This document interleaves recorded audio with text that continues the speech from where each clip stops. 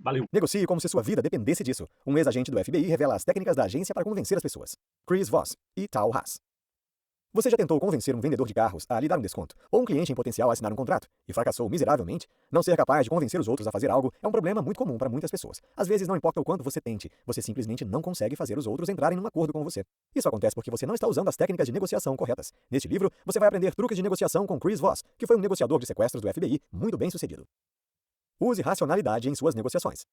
É comum pensarmos que negociar é uma técnica reservada apenas para diretores de empresas ou advogados. No entanto, as pessoas negociam diariamente. Em outras palavras, negociar, embora seja o que os vendedores fazem ao tentar fechar um negócio, também é algo que acontece em casa com nossos filhos e cônjuges. Pense da seguinte forma: negociação é apenas o processo de tentar convencer os outros a fazer as coisas do nosso jeito. É um tipo de comunicação ou interação que precisa levar a um resultado específico. Sempre que queremos algo de alguém, ou vice-versa, ocorre a negociação. Digamos que você acha que merece um aumento, mas o seu chefe não compartilha dessa opinião. Ou talvez você queira experimentar um novo restaurante com seu parceiro ou parceira, mas ele ou ela está relutante. Agora que você entende como a negociação comum realmente é, você pode querer saber o que é necessário para se tornar um negociador de sucesso. A verdade é que, para se tornar um negociador de sucesso, é necessário mais do que apenas um intelecto aguçado e uma inclinação para a lógica ou matemática. Isso porque nós, humanos, nem sempre somos persuadidos pela racionalidade. Nem sempre gostamos de aceitar as coisas apenas com base na lógica e na razão. O que torna as coisas ainda mais complicadas é que não somos criaturas previsíveis, pois muitas de nossas ações são baseadas em nossos instintos animais irracionais e espontâneos. Isso é precisamente o que Amos Tversky, economista, e Daniel Kahneman, psicólogo, descobriram após anos de estudo. A negociação tornou-se um campo totalmente definido na década de 1970 e baseava-se principalmente na ideia de que as pessoas agiam racionalmente em seu próprio benefício.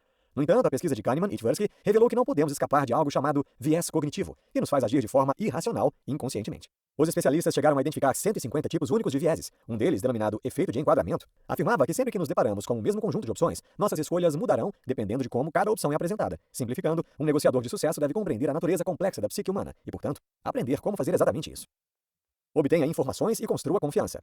Antes de iniciar o processo de negociação, um especialista sempre vai reunir o máximo possível de informações da outra parte e da situação. Esta etapa do processo é extremamente importante, pois traz muitas coisas novas à tona e prepara o negociador para os próximos passos. Por exemplo, em uma situação de tomada de reféns, o negociador não saberá o que os terroristas desejam alcançar, se estão armados ou se estão compartilhando informações verdadeiras ou falsas. Aqui está um exemplo real de uma situação semelhante que aconteceu com o autor em 1993. Depois de um roubo em um banco de Manhattan, que resultou na captura de 3 reféns inocentes, o autor foi envolvido no processo de negociação. Uma segurança e 2 caixas de banco estavam sendo usados como moeda de troca. Um dos ladrões disse ao FBI que havia 4 deles, quando na verdade estava agindo sozinho. Ele mentiu sobre não estar sozinho para criar confusão e ganhar tempo para escapar.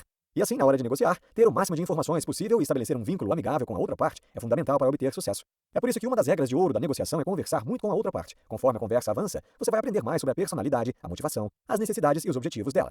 Ninguém compartilhará essas informações com você a menos que confie em você. E é por isso que essa conexão amigável é essencial. Se você conseguir criar uma conexão com a outra parte, automaticamente vai construir confiança e obterá informações úteis. Assim, o processo se tornará muito mais favorável. Mas como estabelecer um bom relacionamento com a outra parte?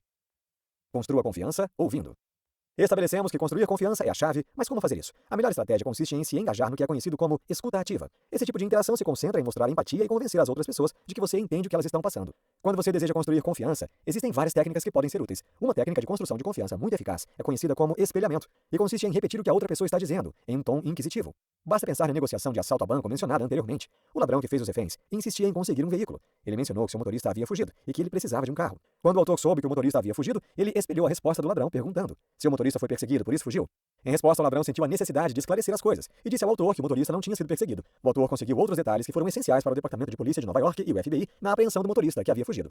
Mas por que o espelhamento é tão eficaz? Principalmente porque faz com que as contrapartes sintam que a pessoa do outro lado é de alguma forma semelhante a elas. Como humanos, somos naturalmente atraídos por pessoas que parecem semelhantes. Isso se deve ao fato de que, assim como outros animais, os humanos também gostam de pertencer a um grupo com características semelhantes. Dar a alguém um sentimento de semelhança e pertencimento gera confiança, que é uma ferramenta muito poderosa na negociação.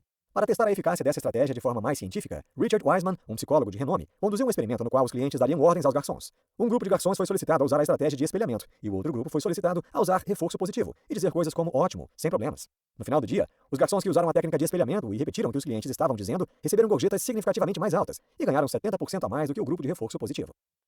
Cuidado com o tom da sua voz nas negociações.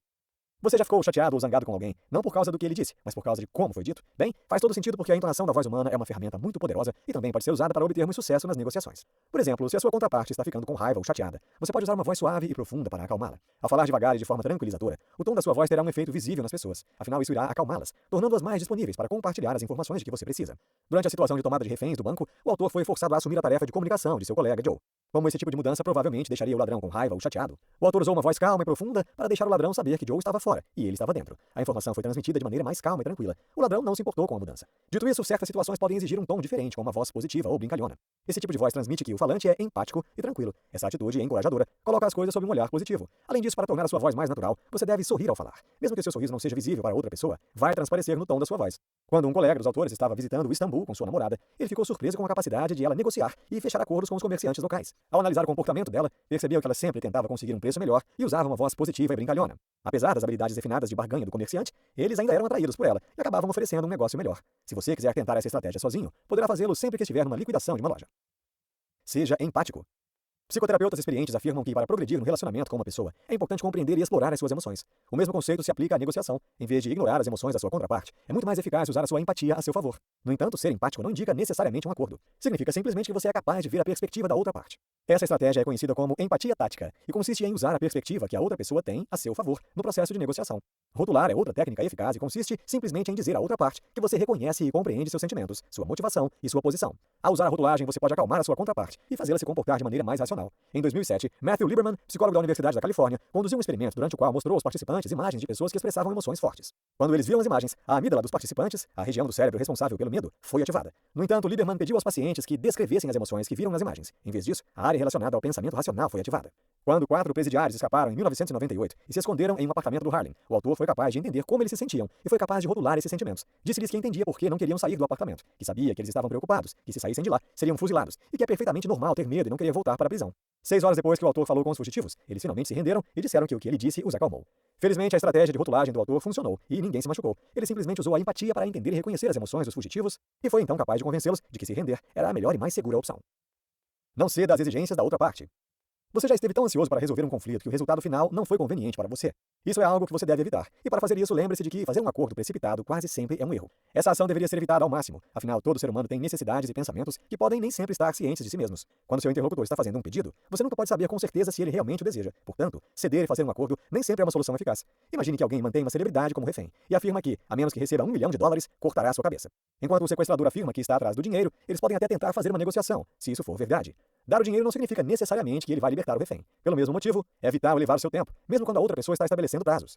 Lembre-se de que o seu trabalho é obter o máximo de informações possível e evitar tomar uma decisão precipitada. Tomar decisões sob pressão é um grande erro que deve ser evitado. Geralmente, quando se trata de uma negociação, a maioria dos prazos é aleatória e bastante flexível. Aqui está um exemplo perfeito disso. A esposa de um policial haitiano foi sequestrada e os sequestradores exigiam dinheiro. Mas durante as semanas seguintes de negociação, o autor notou um padrão interessante. Os sequestradores insistiam em conseguir o dinheiro nos dias úteis, e à medida que o fim de semana se aproximava, eles paravam e ficavam quietos. Foi assim que ele concluiu que eles tinham o hábito de festas, e era para isso que precisavam do dinheiro. Depois de entender isso, o autor também percebeu que os prazos eram flexíveis e que ele poderia negociar um preço muito mais baixo com eles. Como na maioria das negociações, para ver um resultado bem-sucedido, informação, paciência e tempo são essenciais. Pratique a empatia com a outra parte para que possa superar obstáculos e ganhar confiança. Para que uma negociação seja bem-sucedida, leve em consideração todas as informações prévias disponíveis. O não pode ser um instrumento poderoso em uma negociação. Repetir as exigências da outra parte numa negociação é a melhor maneira de fazê-la concordar com uma solução. Desenvolva a habilidade de interpretar a linguagem corporal e o tom de voz. Neste livro você aprendeu que usando algumas técnicas simples, mais eficazes, e entendendo a outra parte, você pode negociar com sucesso em qualquer situação difícil. Esteja você negociando um aumento com seu chefe, ou a que restaurante ir com sua esposa, a chave é manter a calma e usar a sua empatia para estabelecer confiança com a outra pessoa. Esteja pronto para enfrentar situações extremas. É vital conhecer o inimigo, por isso é melhor deixar a outra parte fazer a primeira oferta. Além disso, você também deve esperar que essa primeira oferta seja irracional. Na verdade, é perfeitamente normal que as primeiras ofertas sejam irrealistas e muito longe das suas expectativas. Lembre-se, é por meio da negociação que você certamente conseguirá uma condição melhor.